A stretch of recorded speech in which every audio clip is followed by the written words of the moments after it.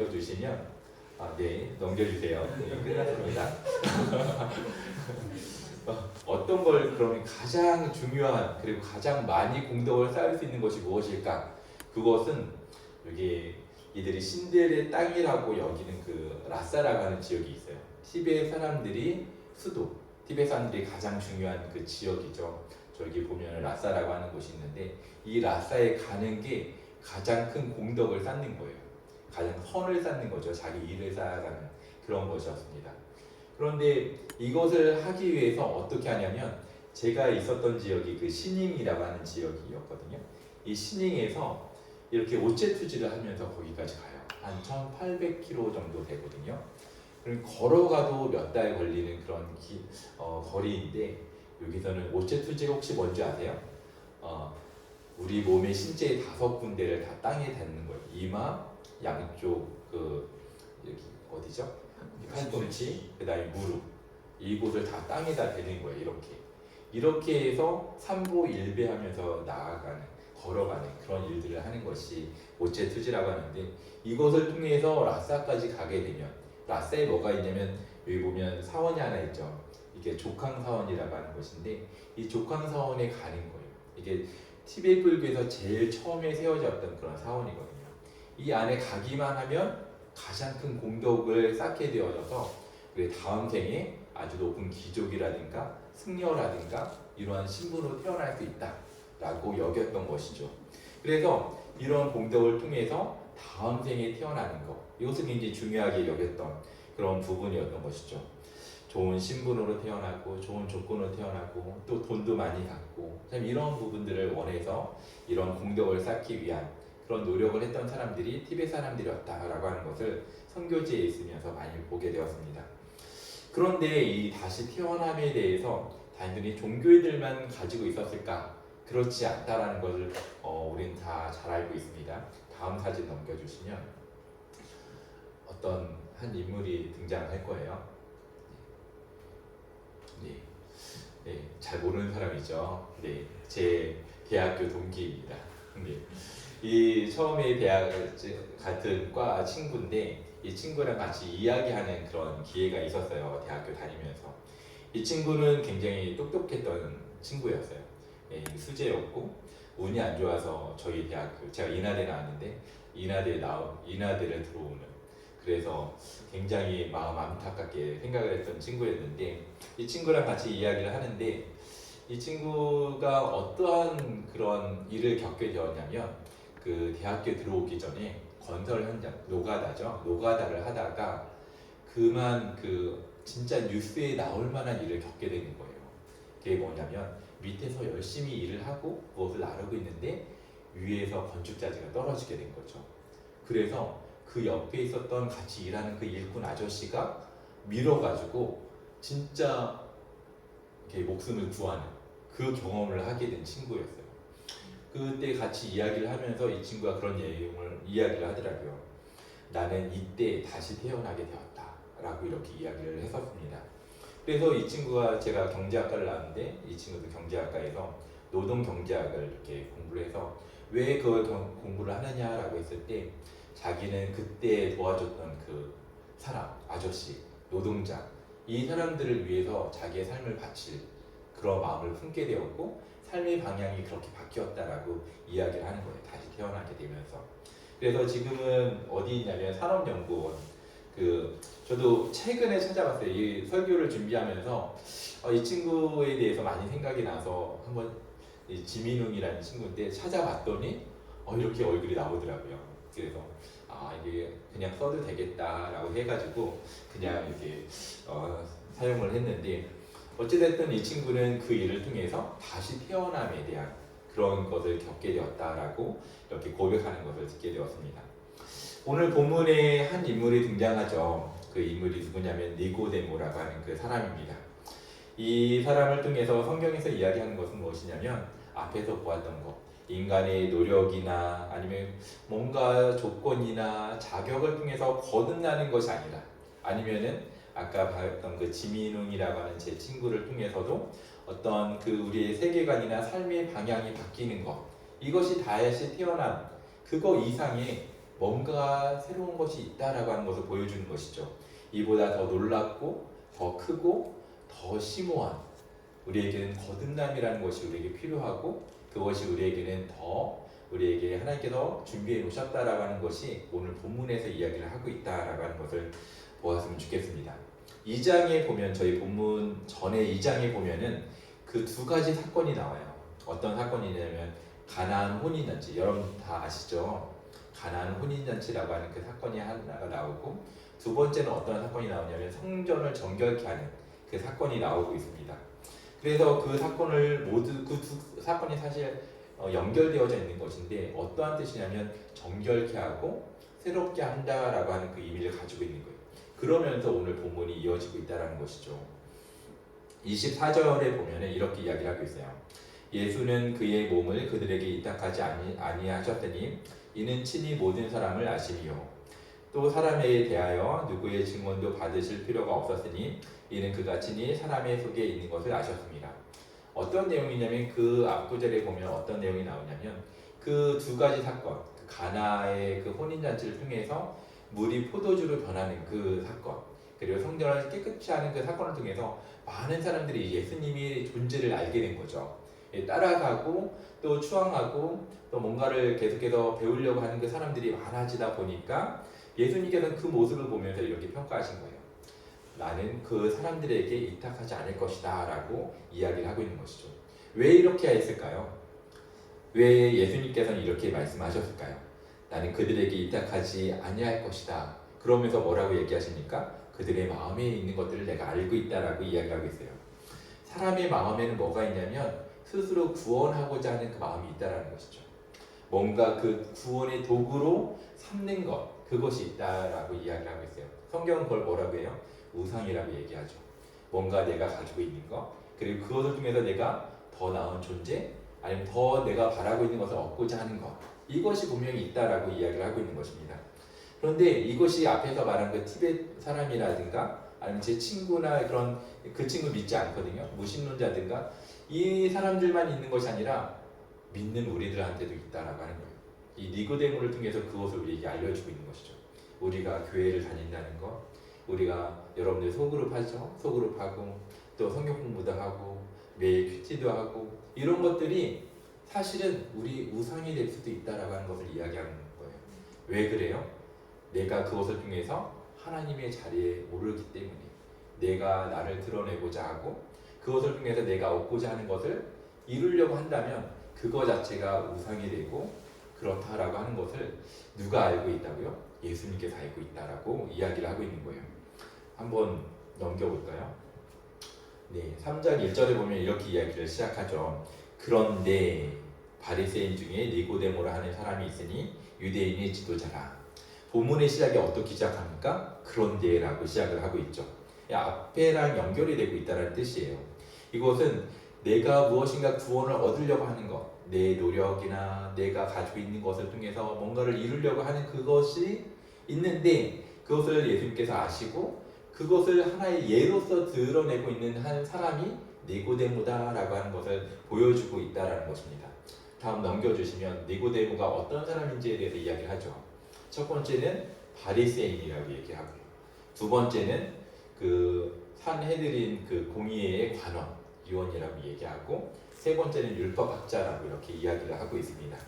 바리새인, 여러분 너무 잘 알고 있죠. 바리새인, 예수님께서 그토록 혐오하고 싫어했던 바리새인, 증오의 대상, 그리고 완전한 그 대적들. 그런데 그 당시 대중들은 바리새인들을 어떻게 평가했냐면 너무나 훌륭한 사람이라고 생각을 했었어요. 종교적으로 굉장히 존경받는 사람이 바로 바리새인들이었죠. 왜 그럴까요? 그 새 성경 사전에 보면 그렇게 이야기를 하고 있어요. 삶 가운데 율법을 실천하기 위해서 애를 썼던 그런 사람들이 바로 그 바리새인이었다는 것이죠. 그냥 성경은 성경, 율법은 율법이고 삶은 삶이야 이렇게 이론론적으로 생각하지 않고 그 말씀을 내 삶 속에 적용하려고 노력했던 사람이 바로 바리새인이었고 그 바리새인을 대표하는 사람이 니고데모이다라고 이야기를 하고 있는 거예요. 또 어떤 사람이라고 합니까? 산헤드린의 그 공의, 이게 대단한 거예요, 여러분들. 여기 보면 한 그때 70명으로 구성이 된 곳인데 지금은 어때요? 입법부, 사법부, 행정부 다 나눠져 있잖아요. 그렇죠. 여기는 다 정교일치라서 다 통합이 되어져 있었어요. 바로 국회의원이면서도 그리고 아주 고위 관리이면서도 재판관이 바로 이 니고데모였다라고 이야기를 하고 있는 거예요. 어마어마한 그런 그 조건을 가진 사람이었다라고 이야기를 하고 있는 거죠. 바리새인이면서도 바로 산헤드린의 그 공의회, 그 관원으로 있었다는 것은 굉장히 아주 권력을 가지고 조건을 가지고 있었던 사람이었다라고 하는데 10절에 보면 또 어떻게 이야기를 해요? 10절에 보면 예수님께서 약간 그 혼내는 쪽으로 얘기하는데 너는 율법의 그런 율법학자, 율법의 그 선생님으로서 이것도 모르냐라고 이야기를 하고 있잖아요. 그 율법으로서도 굉장히 탁월한 지식을 가지고 있는 사람이 바로 이 니고데모였다라고 하는 거예요. 그 이름이 여러분 니고데모인데 이 이름이 히브리 이름이 아니거든요. 헬라 이름이에요. 헬라 이름.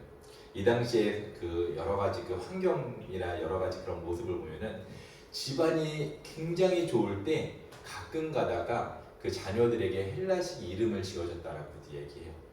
그러한 그 바리새인이면서도 그리고 이런 관원이면서도 그리고 율법학자이면서도 또 어떻다고요? 집안이 어마어마한 사람이었다라고 얘기를 하는 거예요. 근데 우리를 또 좌절케 하는 게 있어요. 뭐냐면 2절에 보면 어떻게 이야기를 하고 있습니까? 그가 밤에 예수께 와서 이르되 라비여 우리가 당신을 하나님께로부터 오신 선생인 줄 아나이다. 하나님이 함께 하시지 아니하시면 당신이 행하시는 이 표적을 아무도 할 수 없음이니이다 라고 이야기를 하고 있습니다. 사실 보통 사람이 한 부분이 뛰어나면 다른 부분이 좀 처지고 부족한 부분이 드러나잖아요. 근데 이 사람은 다 뛰어나요. 금수저 중에 금수저이면서도 어떠한 사람이었냐면 기분 나쁘게 인격적인 사람, 성품이 너무 좋은 사람이었어요. 예수님은 지금 이 당시에 어떤 사람이었어요? 이제 나이가 이제 막 한 30살 됐던 사람이죠. 이제 막 그 너무나 젊은 사람이에요.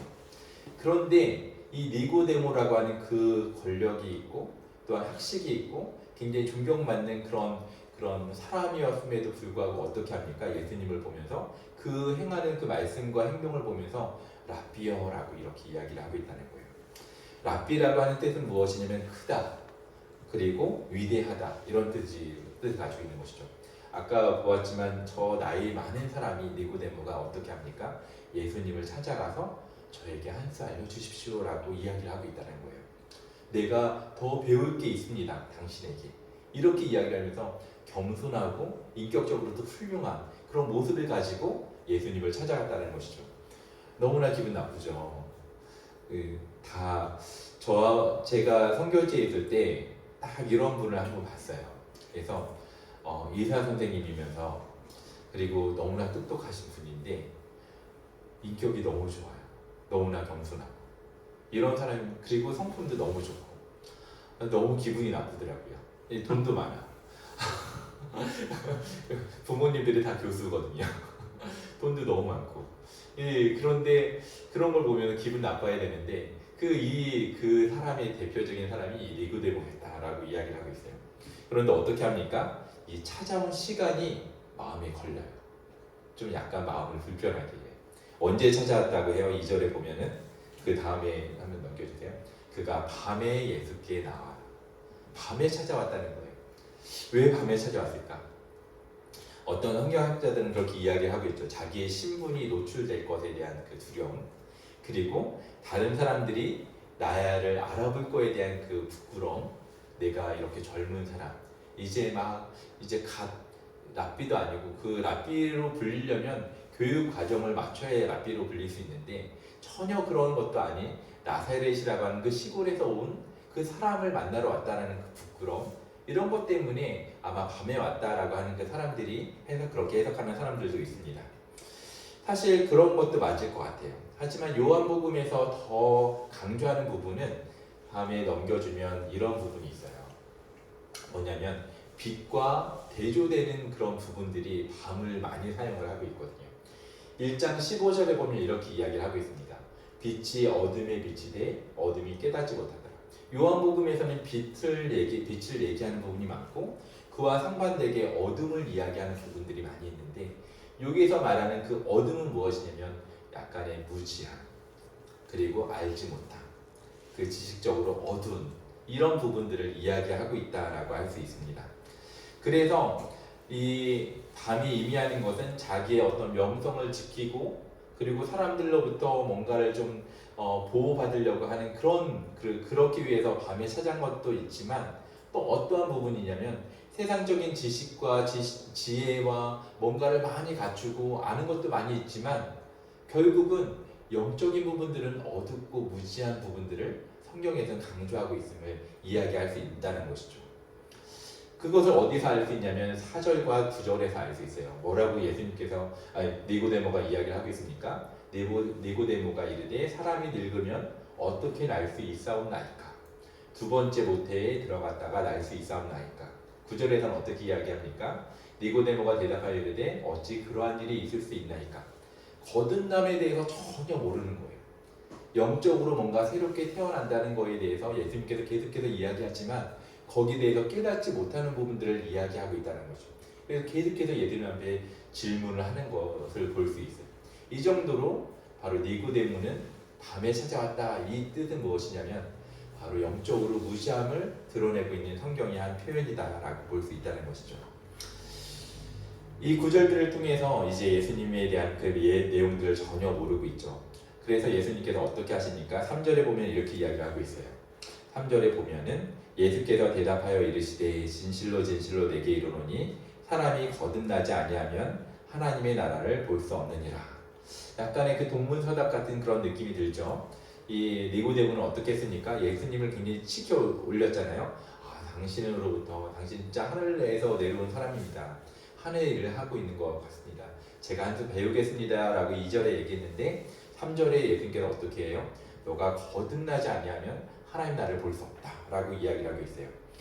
처음에 우리가 보았죠. 이 장에서 예수님께서는 어떠하신 분이라고요? 사람의 마음을 꿰뚫어 알 수 있는 분이다 라고 알고 이야기를 들었습니다.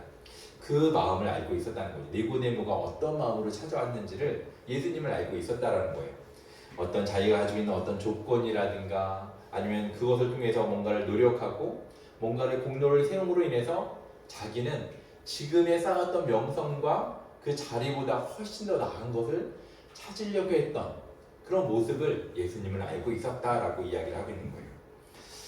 이미 자기는 구원을 얻은 존재이고 하지만 그것에 더하여 남들이 못 갖는 것을 더 가지려고 하는 그런 마음이 있었다는 것이죠. IBF 활동을 하는 여러분들은 어떠십니까? 여러분들 교회에서 신앙생활 다 하고 계시죠? 그런데 또 교회에서 하고 있는 그 신앙 외적인 이 대학교 안에서도 학업에 충실하지 않고 오히려 이렇게 IBF 활동을 하면서 뭔가 신앙적인 일들을 하면서 혹시 여러분들의 마음 가운데 그런 마음 없으세요? 내가 저들보다 낫지. 교회 친구들 보면서 저들은 PBS를 모르지. 아니면은 뭔가 소그룹이라는 걸 과연 할 줄 알까? 이런 마음 혹시나 가지고 있지는 않습니까? 그런 우월의식은 여러분들이 가지고 있지 않아요? 다른 교회 안에서 교회 안에서 친구들은 큐티를 일주일에 한 번 하는 걸로 알고 있는데 나는 진짜 매일매일 하고 있다. 이런 것 때문에 정말 마음이 굉장히 교만해지거나 우쭐해지는 그런 모습들은 없나요? 만약에 이렇게 여러분들의 그런 신앙적인 그런 활동들이 그리고 배워가는 이런 모습들이 나를 드러내고 뭔가 내가 하나님 앞에서 다른 사람들 앞에서 인정받기를 원하는 그런 모습으로 사용이 되어지고 있다면 여러분들 역시 니고데모랑 다를 바 없다라고 성경은 이야기를 하고 있다는 것이죠.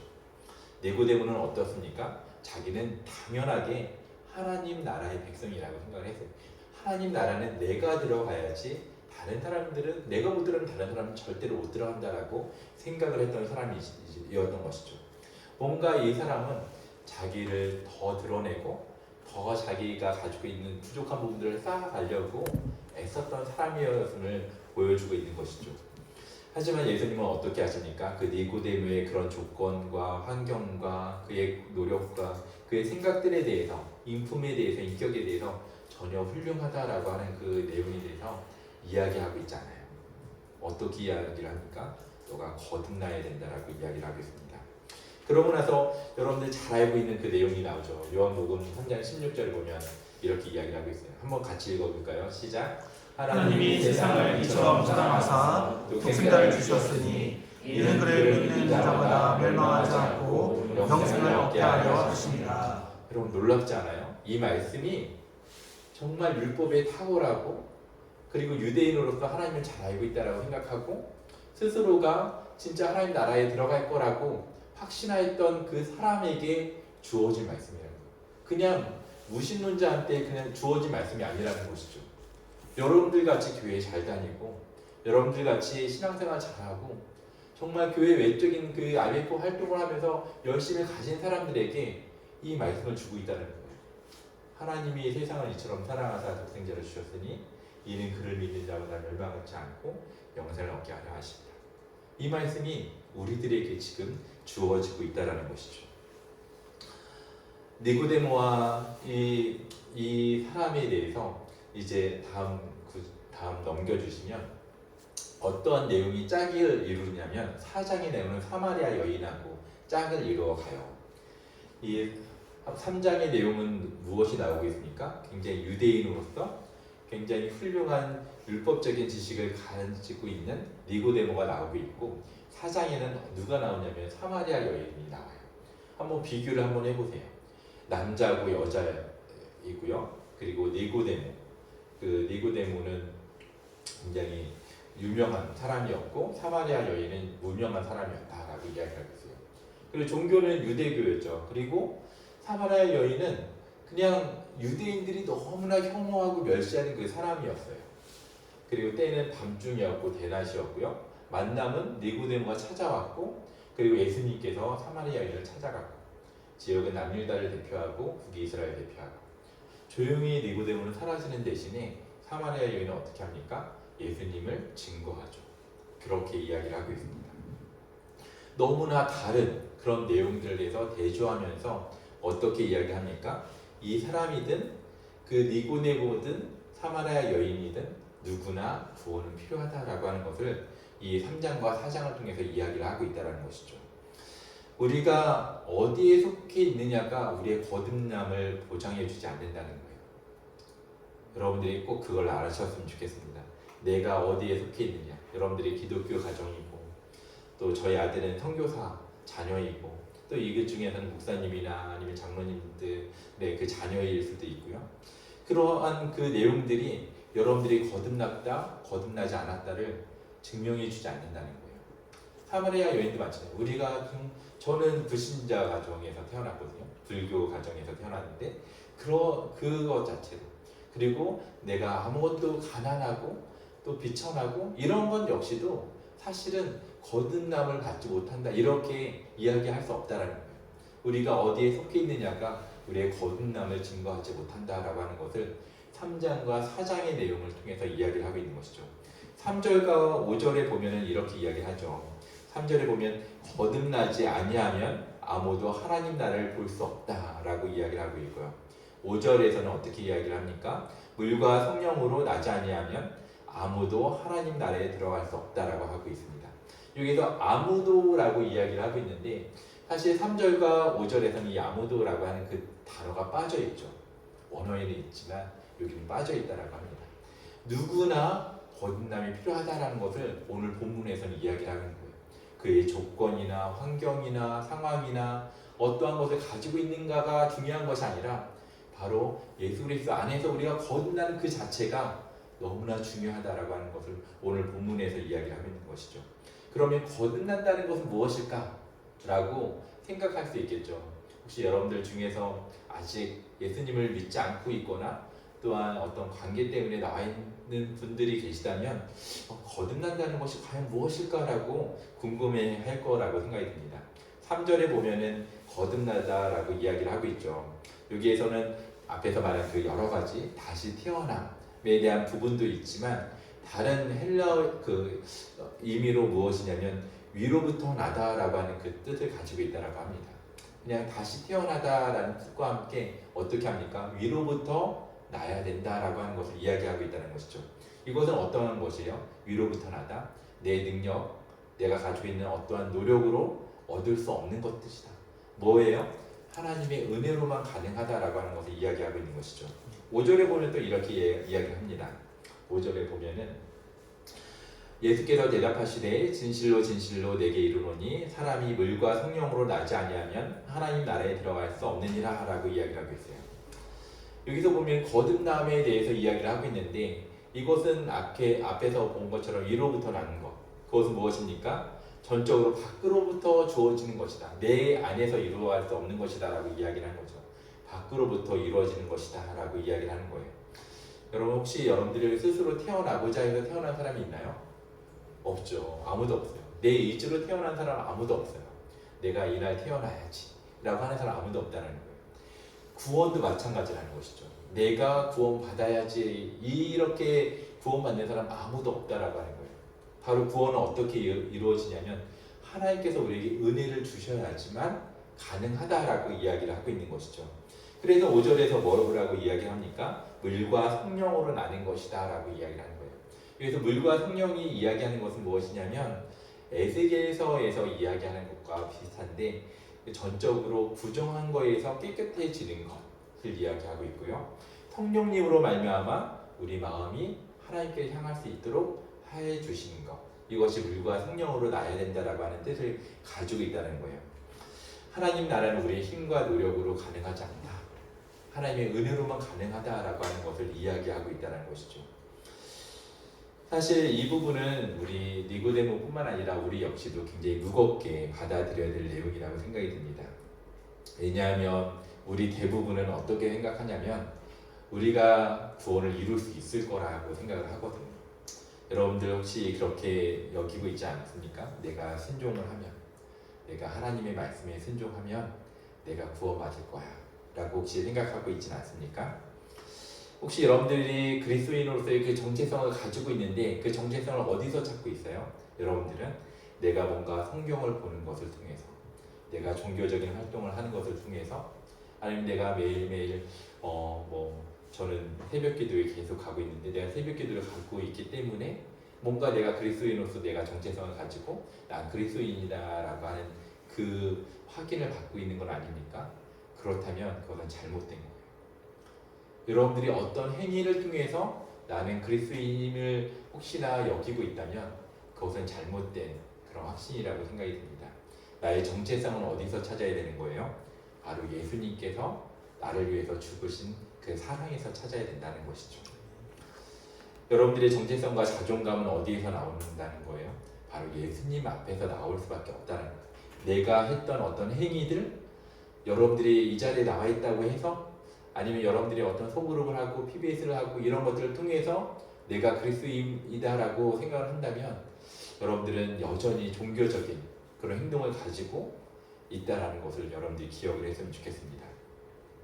여러분들이 지금 하고 있는 모든 행위들은 내가 구원을 얻기 위해서 하는 것이 아니라는 것이죠.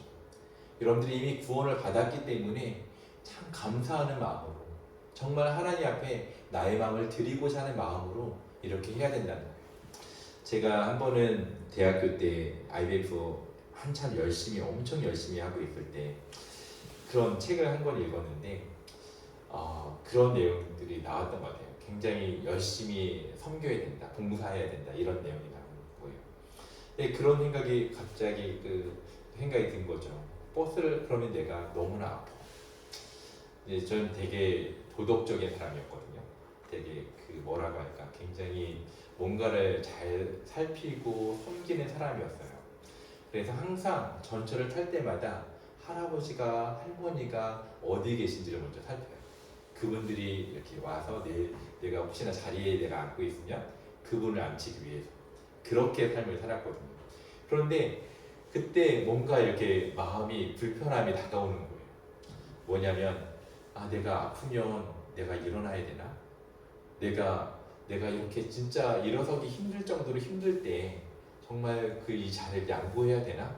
그럼 내가 어떻게 삶을 살아가야 되지? 근데 그게 저에게는 그 대학교 때 너무나 큰 문제였어요. 그래서 저희 선배한테 가서 내가 이렇게 삶을 살아가야 됩니까? 이게 너무 저에게 고달프고 힘들고 피곤한 삶이에요 라고 이렇게 이야기했던 적이 있었거든요. 근데 그 선배가 얘기했던 부분이 너가 정말 예수님의 사랑을 알기만 하면, 깨닫기만 하면 이것은 큰 문제가 안 돼 라고 얘기를 했는데 그 당시에는 그것이 전혀 와닿지 않았거든요. 근데 지금 알 것 같아요. 진짜 예수님께서 나를 사랑하신다는 그 마음이 있다면 내가 일어나고 안 일어나고 중요한 것이 아니었다는 것이죠. 여러분들이 뭔가 봉사를 하고 뭔가 해야 된다라는 생각이 전혀 여러분들의 마음을 지배하지 않게 한다는 것을 저는 깨닫게 된 것 같아요. 여러분들도 마찬가지죠. 여기서 내가 예배를 드려야 돼? 내가 힘든데 내가 소그룹을 해야 돼? 내가 PBS를 해야 돼? 내가 성경을 읽어야 돼? 큐티를 매일매일 해야 돼? 이런 마음들은 이것이 뭔가 부담으로 다가오고 책임으로 다가오고 이것을 통해서 뭔가 나를 해야 된다는 그런 것으로 다가온다면 여러분들이 여전히 종교적인 삶을 살아가고 있는 그런 모습이라는 것이죠. 이 모든 것들은 사실은 기쁨 가운데 행할 수 있다는 것을 여러분들이 깨닫게 되었으면 좋겠습니다. 여기 보면 두 그림이 나오고 있어요. 넘겨주시면 이 두 그림이 나오고 있는데 하나는 렘브란트가 그린 그 율법을 든 그런 사람 그 모세이고요. 한 사람은 루벤스가 그린 그림인데 이 노뱀을 이렇게 든 그런 모습을 그렸습니다. 이렇게 두 가지 그림을 이제 비교를 하고 있는 것이죠. 성경에서도 이야기를 하고 있어요. 여기서 보면은 그 모세는 굉장히 유명한 율법이죠. 율법을 이렇게 전달해 준 사람. 그래서 율법하면 모세고 모세하면 율법. 그래서 모세오경 토라라고 이야기를 하잖아요. 그 정도로 굉장히 중요한. 근데 누가 중요하게 여겼어요? 니고데모가 굉장히 중요하게 여겼다는 거예요. 니고데모는 모세를 우상시했어요. 왜냐하면 율법학자였기 때문에. 이 율법을 배우기 위해서는 모세를 반드시 알아야 되고 또 모세를 통해서 그 율법을 계속해서 알아가는 그런 모습이 있었다는 것이죠. 그런데 14절에 어떻게 이야기합니까? 혹시나 보면은 모세가 광야에서 뱀을 든 것 같이 인자도 들려야 하리니 라고 이야기를 하고 있다는 거예요. 이게 무슨 말이에요? 그 모세가 율법만 들었다는 것이 아니라는 것이죠. 다시 그림을 보여주시면 이 모세가 든 것이 율법만이 아니었다면 또 다른 것도 들었다라고 예수님께서 이야기를 하고 있어요. 그게 뭐예요? 노뱀. 그 노뱀, 뱀을 노스로 만든 그 형상을 이제 모세가 율법처럼 들고 있다라고 하는 것을 보여주고 이것처럼 인자도 들려야 된다라고 예수님께서 말씀하시는 거예요. 이 장면은 혹시 여러분들 어디서 나왔는지 기억하시나요? 민수기에 보면은 민수기 21장에 보면은 이 내용이 나와요. 이스라엘 백성들이 너무나 불순종을 많이 하죠. 진짜 많이 해요. 그래서 하나님께서 너무나 화가 나셔서 어떻게 하시냐면 불뱀을 보내세요. 불뱀을 보내서 물게 하시고 그래서 고통받게 하시고 이렇게 이런 내용들이 나오고 있습니다. 근데 이거에 대해서 회개하고 모세로 하여금 다시 하나님 앞에 나아가서 제발 우리를 살려달라고 이렇게 중보해달라고 이렇게 요청을 합니다. 그때 어떻게 합니까? 이 뱀을 두고 놀랍지 않아요? 자기를 문 그 뱀의 형상을 만들어서 들라고 하는 거. 사실은 그 당시에 뭐가 있었어요? 율법도 있었어요. 돌판도 있었고요. 그리고 돌판을 넣은 그 언약궤도 있었고요. 너희들이 이 돌판을 바라보면 정말 너희가 낫게 될 거야 라고 하나님께서 얘기하시지 않는다는 거예요. 너가 언약궤를 바라보면 이 너희가 다 낫게 될 거라고 얘기하지 않으세요. 어떻게 하십니까? 너희를 너에게 고통을 주고 있는 너에게 그 형벌을 가하고 있는 이 노스로 뱀을 만들어서 이것을 올리고 이것을 바라라고 얘기하는 거예요. 이게 어떤 의미를 가지고 있을까요? 사실 이것은 무엇이냐면 율법 자체에 너희들을 치료케 하는 능력이 없다라고 하는 것을 이야기하고 있는 거예요. 그러면 노뱀에는 있을까요? 노뱀에도 당연히 없겠죠. 노뱀에도 그런 능력을 가지고 있지 않아요. 그럼 뭐의 능력이 있을까요? 바로 이 노뱀을 바라보면 너희가 낫게 될 것이다 라고 하는 하나님의 말씀. 그 말씀에 생명이 있다는 것을 이야기하고 있는 거예요. 단순히 노뱀이 아니라 무엇을 만들어서 들리든지 간에 하나님께서 요청하시는 것은 무엇이냐면 너희가 이것을 바라보면 너희가 낫게 될 것이다 라고 이야기를 하셨다는 것이죠. 그것을 믿는 믿음. 하나님께서 말씀하신 것을 믿는 그 믿음을 이스라엘 백성에게 요구하고 계시다는 것을 이야기하고 있다는 것이죠.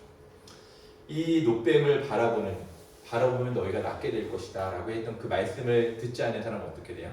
그것을 따르지 않은 사람은 다 죽었어요. 대신 하나님의 그 노뱀을 바라보면 낫게 될 것이다라고 하는 그 말씀을 믿고 바라본 사람들은 다 낫게 되었다라고 하는 것이죠. 그 약속, 하나님께서 말씀하시는 그 약속을 믿고 따르느냐가 너무나 중요하고 그것이 우리에게 생명을 줄 것이다라고 이야기를 하고 있다는 것을 보여주는 것입니다. 율법을 지킴으로 말미암아 구원을 얻을 수 있고 생명을 얻을 수 있는 것이 아니고 하나님의 약속을 바라보고 믿는 그 자체가 너에게 생명을 줄 것이다라고 이야기를 하고 있는 것이죠. 여기 보면은 렘브란트가 그린 그림이죠. 여기 보면 율법 그 돌판을 들고 있어요. 이 사건은 어디서 나타나냐면 출애굽기의 32장에 나오는 금송아지 사건이에요. 여러분들 잘 알고 있죠. 모세가 이 율법을 받으러 갔는데 40일 동안 아무런 소식이 없는 거예요. 그래서 어떻게 합니까? 이 밑에 그 아론에게 사람들이 몰려가서 우리를 이끌어낸 그 하나님의 형상을 만들어 우리가 경배하게 해주십시오 라고 하면서 뭘 만들어요? 금송아지를 만들죠. 바로 그 장면. 그것을 딱 보고 모세가 내려오면서 어떻게 합니까? 그 율법으로 받은 그 돌판을 이제 깨뜨리죠. 던져서 깨뜨리고 있습니다. 그 장면을 딱 캐치해서 렘브란트가 그린 거예요. 이 율법 돌판을 얼마나 가지고 있었을까요? 몇 초 안 됐을 거예요.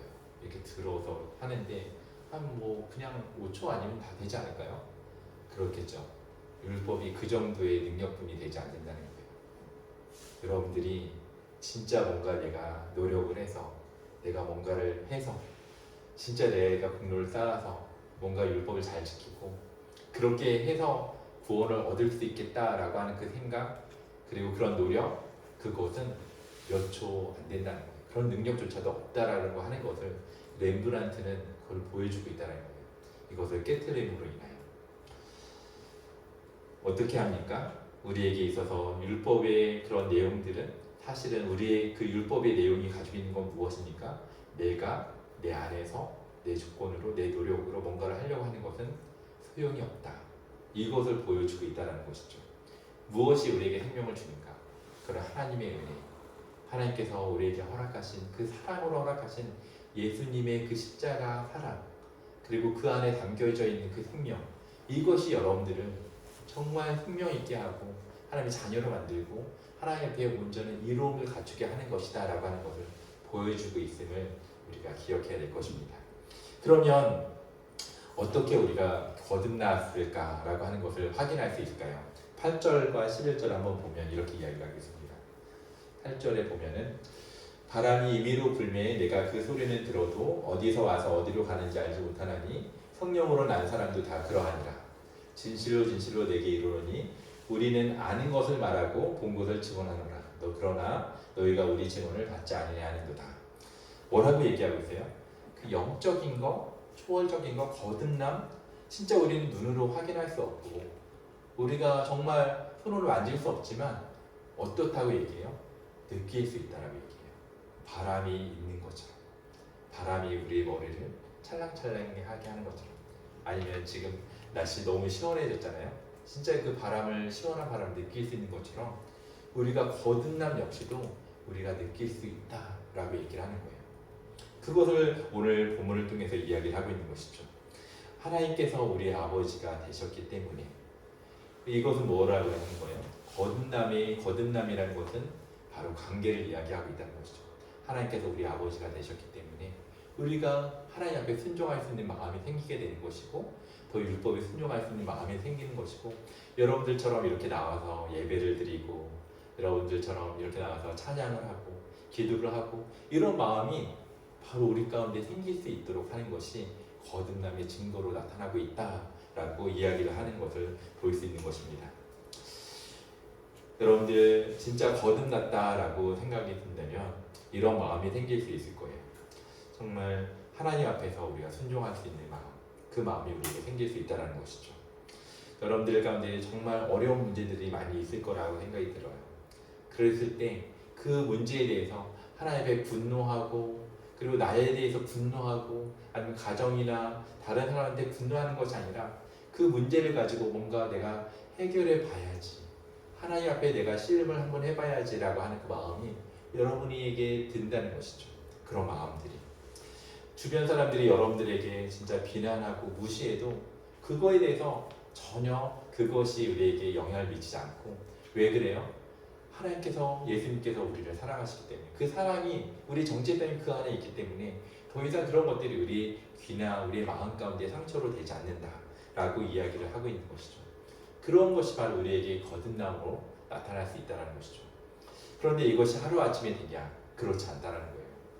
여기 보면은 요한복음에 보면은 니고데모가 딱 3번 나와요. 지금 3장에 한 번 나오고 7장에 한 번 나오고 그다음에 19장에 한 번 더 나와요. 7장에서는 아주 소심하게 나오죠. 예수님을 잡으러 이렇게 바리새인들이 하인들을 다 보내는데, 하인들이 그 예수님의 말씀을 듣고 이 사람은 정말 하늘에서 보낸 사람 같습니다라고 했더니, 다 너도 예수님 편이 되었느냐 이렇게 이야기할 때 바로 이 니고데모가 한마디 하죠. 이것에 대해서, 예수님에 대해서 변호하고 그랬더니 너도 그 사람 편이냐라고 이야기를 했습니다. 그리고 또 언제 나와요? 바로 19장에 나오는데, 이 19장은 어떤 내용이냐면 예수님께서 돌아가신 후에 이 모략과 침향을 가지고 이제 바치는 그 니고데모가 그 아리마대 요셉과 함께 바치는 그런 장면으로 나오고 있습니다. 이것처럼 처음에 아까 그 3장과 4장 그 비교하면서 나왔지만 마지막에 어떻게 해요? 반응이 조용히 사라졌잖아요. 그런데 이게 어떻게 됩니까? 조금씩 그 모습이 그가 가지고 있는 믿음을 드러내고 있다는 것을 보여주고 있는 거예요. 요한복음에서는. 거듭남도 마찬가지라는 것이죠. 거듭남은 딱 한 번 딱 되지만 정말 그것이 우리 가운데, 삶 가운데 드러나고 영향력을 미치는 것은 시간이 걸릴 수 있다는 것을 니고데모가 이야기를 하고 있는 거예요. 그 보면은 마틴 루터가 어떤 이야기를 했냐면, 종교는 인간 마음의 기본 상태라고 얘기해요. 종교는 뭐라고 얘기했어요? 내가 뭔가를 해보려고 하는 것, 그것이죠. 그것이 우리 마음의 기본 상태라는 거예요.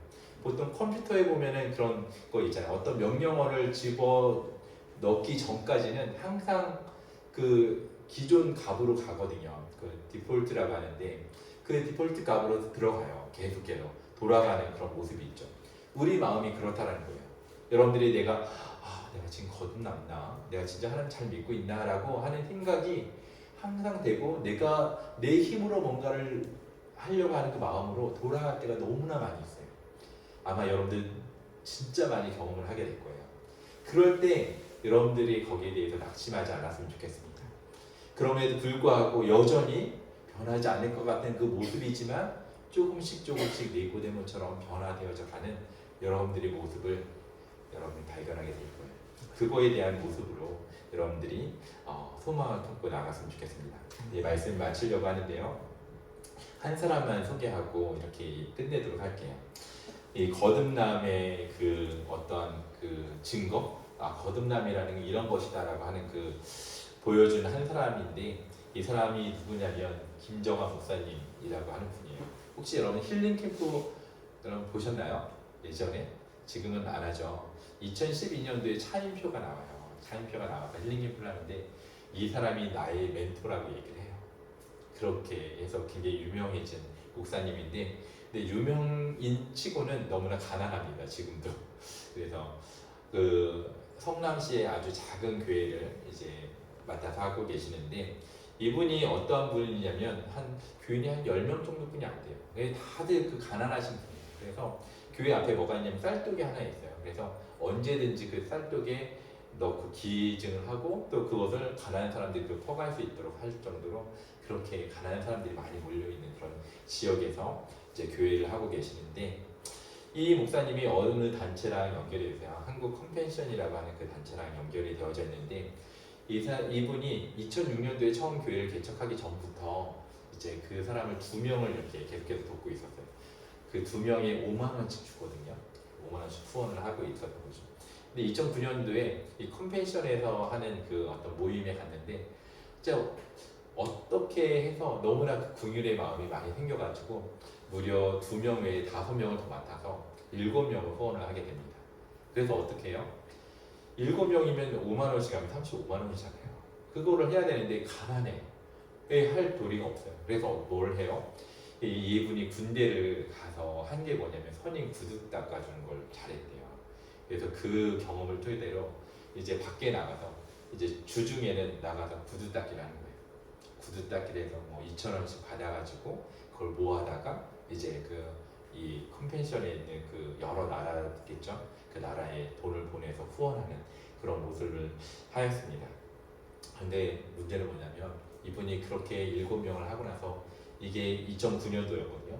2011년도에 어떤 일이 생기냐면 루게릭병이 걸려요. 루게릭병 혹시 여러분들 아시나요? 이렇게 전혀 팔다리를 못 써요. 그리고 혀가 마비돼서 말을 못해요. 이분이 어떻게 하냐면 설교에 아주 작게 나와 있지만 타이핑한 거를 띄우고 나서 뭐라고 하냐면 이 사모님이 통역을 해줘요. 그렇게 설교를 하시는 그런 병을 걸린 거죠. 여전히 그런데 이것을 가지고 후원을 하고 있는 그런 모습을 보여주었습니다. 굉장히 훌륭한 일이죠. 근데 지금으로부터 3년 전에 중앙일보에 한 기사가 실리게 됩니다. 한번 볼까요? 뭐라고 하냐면 구두 닦기 목사의 영상 편지로 눈물 바다가 된 남미 마을 이렇게 나와 있어요. 이게 2020년 크리스마스 전에 나온 그런 내용의 기사거든요. 아마 그런 특집으로 내보낸 것 같아요. 이 안에서 어떤 내용이냐면 남미에 있는 이 에콰도르인데 에콰도르에 있는 거기에 어떻게 그 컨벤션을 통해서 후원하고 있는 사람이 있는지에 대해서 소개시켜주는 그 영상을 보여준 거예요. 컨벤션에서. 이 사람이 얘가 브리안이라고 하는 애인데 계속해서 그 5만 원씩 매달 받았던 그 친구였던 것이죠. 보통 이 친구들은 어떻게 생각을 하냐면 아주 부자 나라에서 아주 부자인 사람이 나를 후원해주고 있다라고 생각을 했던 거예요. 진짜 내가 그런데 딱 이 내용들을 보다 보니 나보다도 더 가난한 사람인데 나보다도 더 못한 그런 환경 속에서 몸도 좋지 않은 상황 속에서 나를 후원하고 있다는 그 자체가 너무나 많은 그 충격으로 다가와서 정말 이렇게 넋이 나간 그런 표정을 이 중앙일보 기자가 사진 찍고 이렇게 보여주는 그런 모습을 냈습니다. 이 사실에 충격을 받았던 것이죠. 그러면서 이 기자가 뭐라고 얘기해요? 이 안에서 다들 그 영상을 보면서 이제 울게 되었다라고 이렇게 이야기를 하고 있는 것입니다. 이 브리안이라는 친구뿐만 아니라 많은 세상의 사람들이 궁금해하겠죠. 어떻게 이런 일을 할 수 있을까? 어떻게 이러한 일들을 이러한 사람을 베풀 수 있을까라고 이렇게 생각을 하게 될 것입니다. 이것이 거듭남의 우리의 드러내는 그런 모습이다라고 하는 것이죠. 그것이 무엇입니까? 진짜 우리가 아무것도 모를 때, 우리가 정말 죄 안에서 범죄한 가운데 어둠 가운데 신음하고 있을 때 예수님께서 우리를 찾아오셔서 우리를 하나님의 그 자녀로 삼아주신 그 사랑 때문에 바로 이런 일을 할 수 있다라고 하는 것을 보여주고 있다는 것이죠. 그 예수님의 사랑이 우리의 생명의 근원이 되었고 그 생명의 근원으로 말미암아 우리가 뭔가를 행할 수 있게 되었다라고 하는 것을 이야기하고 있다는 것입니다. 여러분이 IBF 활동을 하고 또 여러 가지 교회 활동을 하고 또 여러 가지 자기의 그런 꿈들을 펼쳐나가고 이 모든 것들이 여러분들의 업적을 아니면 인정을 뭔가 추구하는 것, 편안한 삶 이것을 추구하기 위해서가 아니라 정말 하나님께서 여러분들을 구원하시고 자녀 삼아주시고 그리고 지금도 끊임없이 부어주신 그 사랑 때문에 그 일들을 감당해야 된다라고 하는 것을 우리 이 시간 예수님께서 말씀하시고 있다는 것을 우리가 기억을 했으면 좋겠습니다. 그래서 우리가 여러분들 다 이렇게 모여 있잖아요. PBS를 하고 또 LGM을 하고 매일 또 DPM도 하고 소그룹도 하고 그 모든 것들이 그리고 리더로 섬기고 또 멤버로 또 함께 참여하고 하면서 공동체를 세워가는 그 모든 일들이 정말 나 자신을 위해서가 아니라 예수님의 그 사랑, 우리 주님의 그 사랑 때문에 일들을 감당하길 원하는 우리 모두의 사랑, 우리 모두의 모습이 되었으면 좋겠습니다. 자, 기도하고 마치도록 할게요.